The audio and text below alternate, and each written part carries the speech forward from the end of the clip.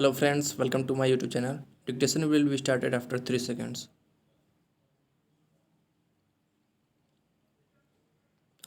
उपकुलपति महोदय, जैसा कि आपने कहा, आपका विश्वविद्यालय नया है, लेकिन बंगाल में शिक्षा की परंपरा नई नहीं है।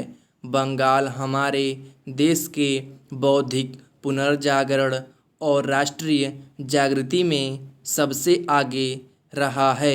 राजा राम मोहन राय से लेकर, जो कि हमारे पहले आधुनिक पुरुष थे, और इस छोटे शहर को उनका नाम देकर ठीक किया गया है। आज तक बंगाल की कोख से जन्मी उन असंख्य महान संतानों की एक लंबी कहानी है, जिन्होंने हमारे राष्ट्रीय जीवन को संपन्न और उन्नत किया है। आज का दिन केवल एक समारोह का ही नहीं है। आज इन युवा स्नातकों के जीवन ने नया मोड़ लिया है। आज से आप नई जिम्मेदारियां संभालने जा रहे हैं। अभी तक आप दूसरों से कुछ प्राप्त कर रहे थे, आज से दूसरों को आपसे अपेक्षा होगी। विद्यार्थी जीवन एक तैयारी की अवस्था है। समाज का युवा लोगों के प्रति शिक्षा देने का दायित्व है। स्कूल और कॉलेज की शिक्षा समाप्त करने के बाद पढ़े लिखे नवयुवकों का समाज के प्रति एक कर्तव्य हो जाता है। यह कर्तव्य है अपने अर्जित ज्ञान और कौशल को समाज की सेवा में लगाना। आधी शताब्दी पूर्व जब हमारे देश ने अपना स्वतंत्र जीवन आरंभ किया, तो जवाहरलाल नेहरू ने देश के नवयुवकों को नवभारत के निर्माण के अद्भुत साहसी कार्य में योग देने के लिए आमंत्रित किया था। वह आह्वान आज भी उतना ही सार्थक है जितना कि 1947 में था, क्योंकि एक देश का निर्माण केवल 50-55 वर्षों में ही पूरा नहीं हो जाता। आप जो आज के नवयुवक हैं, चाहे आपको स्वतंत्रता प्राप्ति के लिए काम करने का सौभाग्य प्राप्त नहीं हुआ, लेकिन स्वतंत्रता को मजबूत बनाने के प्रयास में हाथ बटा सकते हैं। अतः आप स्वयं को भी अग्रणी समझें। बहुत सा काम जो आप ही को करना है, पहले कभी नहीं हुआ।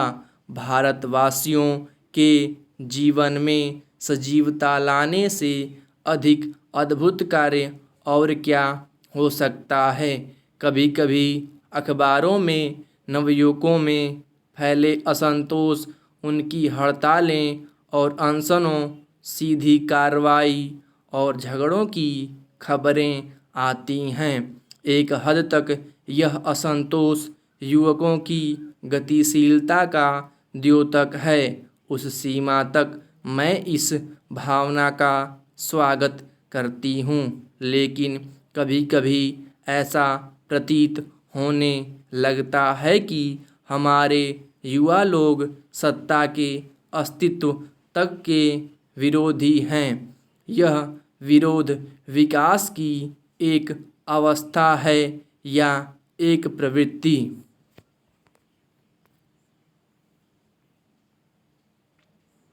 संयुक्त राष्ट्र से घोषित सूची में शामिल आतंकियों के खिलाफ कार्रवाई करने में नाकाम रहने के कारण FATF की ग्रे लिस्ट से बाहर आने में पाकिस्तान एक बार फिर सफल नहीं हो सका।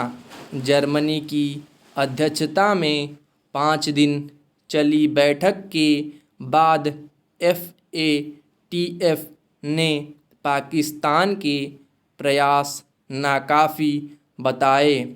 अभी उसे सूची से बाहर आने के लिए काफ़ी कुछ करना होगा।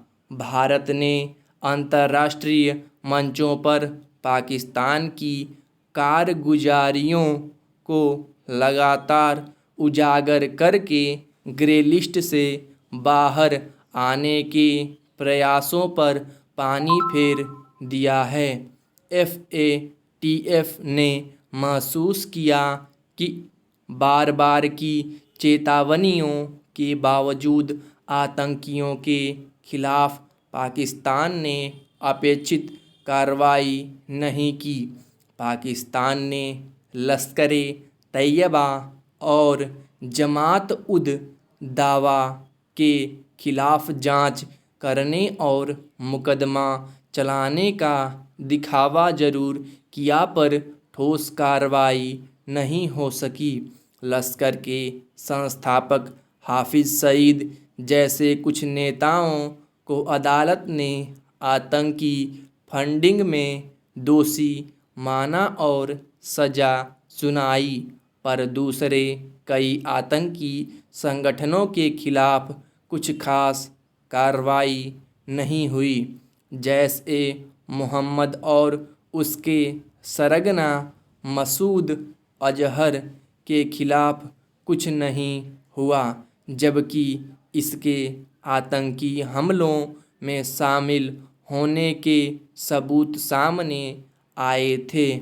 FATF को ऐसी सूचना है कि अफ़गानिस्तान से अमरीकी सेनाओं की वापसी के बीच तालिबान ने पाकिस्तान की ज़मीन का इस्तेमाल करते हुए धन जुटाया।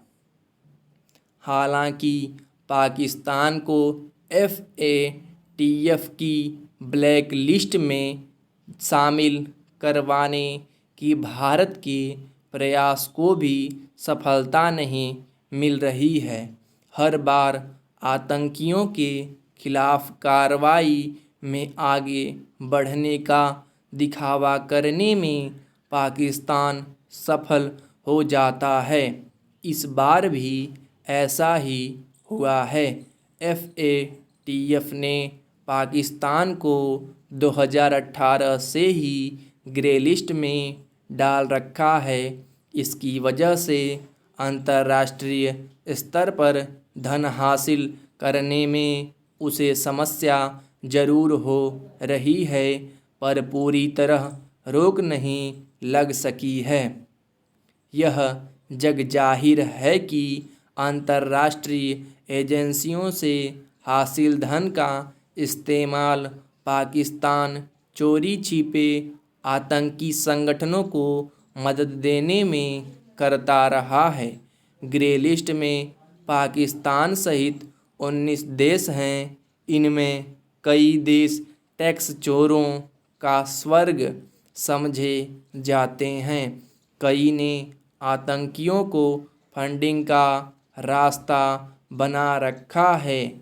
पाकिस्तान को 2012 से 2015 के बीच भी ग्रे लिस्ट में रखा गया था। बाद में वह ऐसा दिखाने में सफल हो गया कि उसने मनी लॉन्ड्रिंग और आतंकी हरकतों को रोकने का उपाय कर लिया है। इस बार भी पाकिस्तान सरकार की यही कोशिश है कि उसके सफ़ेद झूठ को अंतर्राष्ट्रीय समुदाय सच मान ले। FATF को दिखावे और हकीकत में अंतर समझना होगा।